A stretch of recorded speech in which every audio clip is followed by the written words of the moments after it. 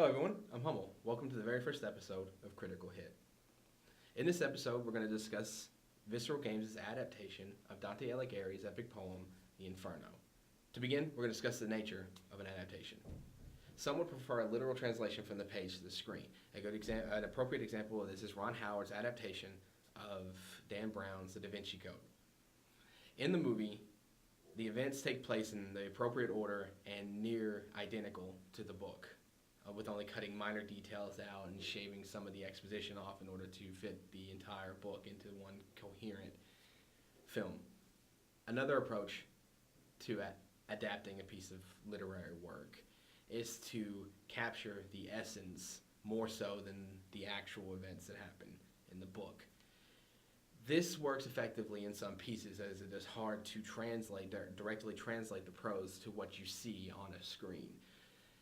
The Bourne franchise is the perfect example of this.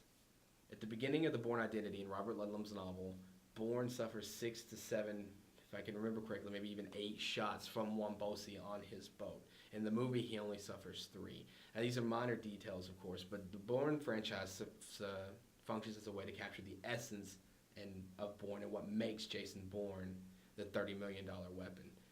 And this is not a direct event-to-event translation of Ludlum's novel to the screen, but it is effective and it managed to resonate with the audiences, making it one of the more successful franchises of the past decade.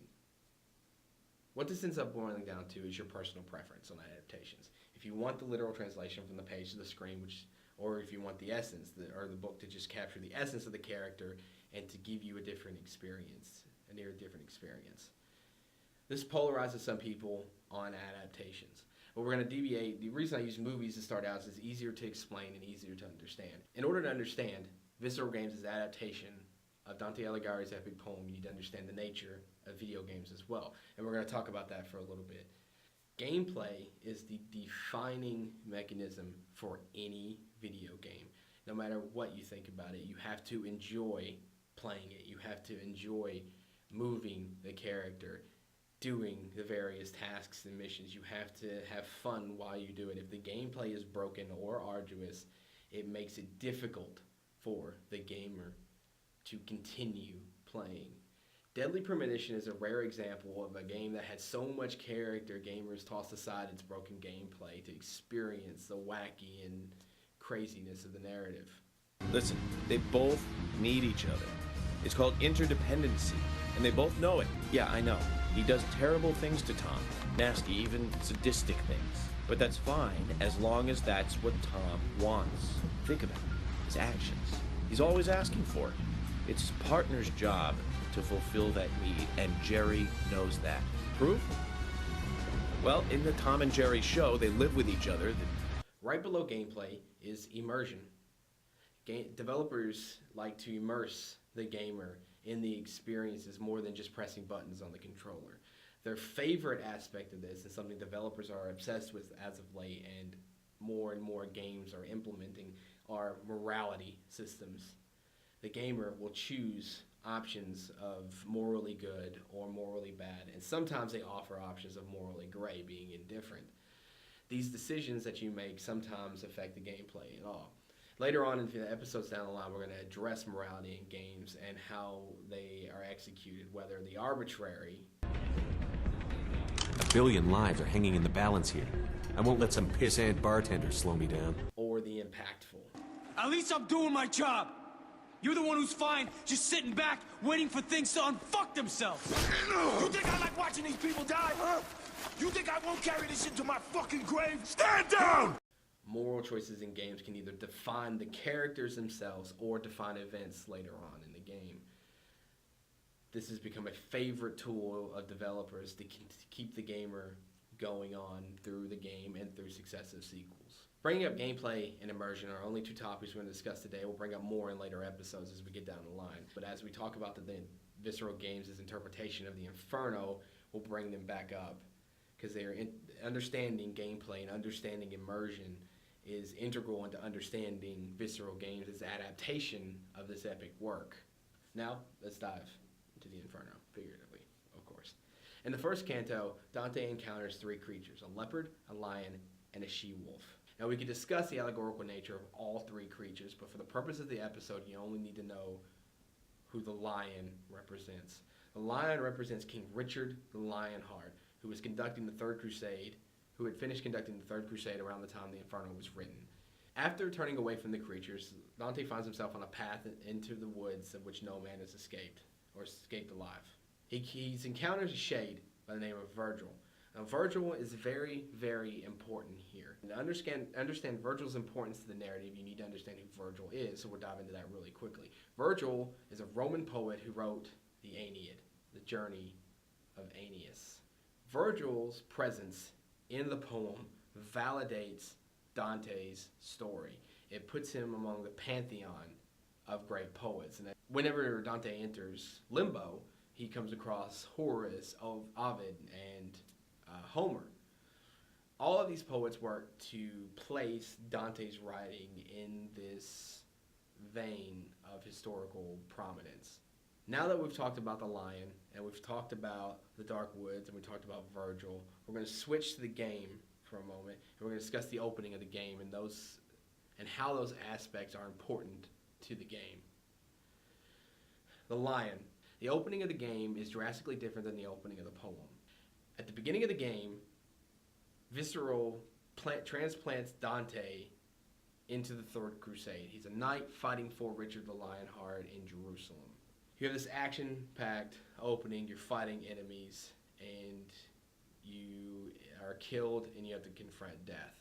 Now, we're going to stop here for a moment. We need to talk about the importance of being in the Third Crusade. Instead of placing the allegories in front of Dante, as the poem does, the game places you in the power of Richard the Lionheart. You're participating in his crusade.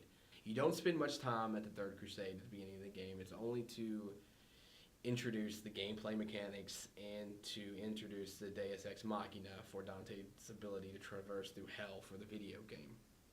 In the poem, it's God's will. In the video game, it's the conquering of death. There's allusions to a great tragedy committed on part by the knights, killing of civilians and things like that. It doesn't really get into much about that, but it sets it up.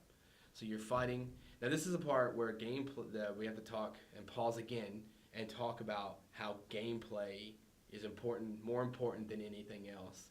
In order to experience the Inferno, Visceral Games decided to make it a hack and slash action adventure game. Instead of going with atmospheric as they did with their System Shock 2 spiritual sequel, the System Shock spiritual sequel, Dead Space. Dead Space's mechanics seems like they would fit the Inferno. It's horror, it's atmospheric, it's very, very immersive. Visceral Games chose to give this an action hack and slash feel. And whether they intended to do this or not, this is very, very important to the nature of this adaptation. We discussed Virgil's importance to the narrative, to the poem.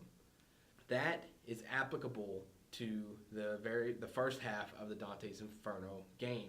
Alighieri placed his character Dante in the same realm as Virgil, his writing in the same realm as Virgil, in order to validate himself.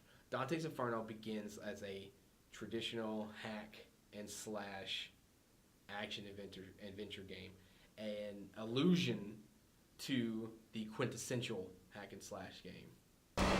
Do you see, gods of Olympus? Do you need more proof than this?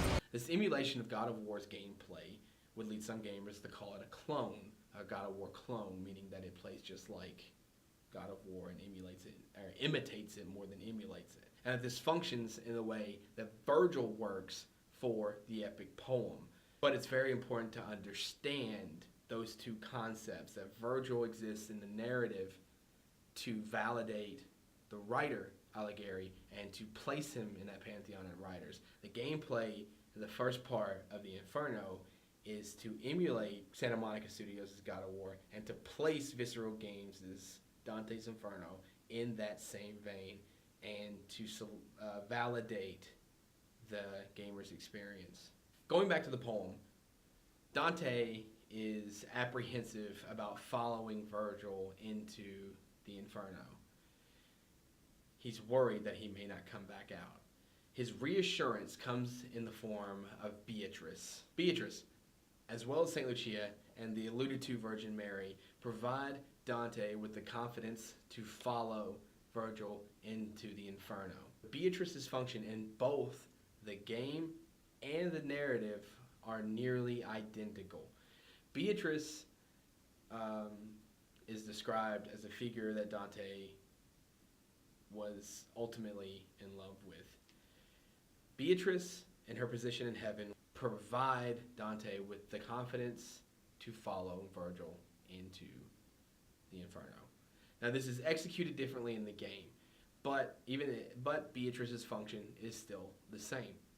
In the game, Dante broke his covenant with Beatrice. He was supposed not to partake in flesh while on the crusade. The game tells you he did. She is killed. Her soul is dragged to hell. This is why Dante goes into the Inferno to save Beatrice's soul. Drastically different execution of Beatrice's place in the Inferno between the poetry and the game, but the philosophy is still the same. Beatrice is the driving force for Dante going into the Inferno. Now, the game's portrayal of Beatrice can be criticized, but what we're talking about here is the nature of the adaptation and the function of the character. And while the events are different, the context is nearly the same. Beatrice is the reason why Dante goes into the Inferno.